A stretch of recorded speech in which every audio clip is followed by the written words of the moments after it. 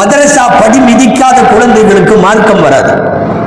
யாரையாவது அல்லாஹ் பக்குவப்படுத்த நினைத்தால் இல்மு படிக்க சொல்லுவான், இல்மை தேட சொல்லுவான்.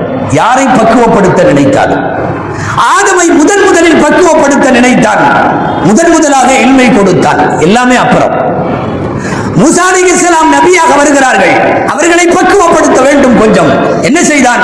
ஹித்ர் என்ற ஒரு நபியிடத்தில் அனுப்பி வைத்தான், ஒரு இறைநேசரிடத்தில் அனுப்பி வைத்தான். போய் படி, இல்மு படி என்றான்.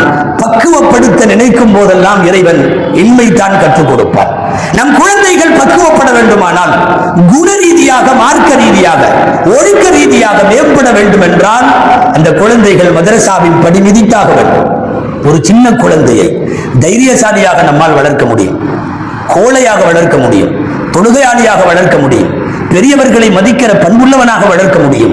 இது எல்லாமே அந்த குழந்தையாக இருக்கிற போது நாம் வளர்க்கிற, நாம் உருவாக்குகிற இதுல தான் இருக்கு. பின்னால் ஒரு 40-50 வயதை கடந்ததற்கு பின்னால், அவன் பெரியவனானதற்கு பின்னாலும் அவன் சொல்ல வேண்டும், என் பெற்றோர் என்னை இப்படி மார்க்க நெறிகளை கொடுத்து என்னை வளர்த்தார்கள் என்று சொல்ல வேண்டும். என் வீட்டில் தொழுகாவிட்டால் என்னை அடிப்பார்கள், திட்டுவார்கள், நாங்கள் அப்படித்தான் வளர்ந்தோம் என்று அவன் 50-60வது வயதிலும் சொல்ல வேண்டும்.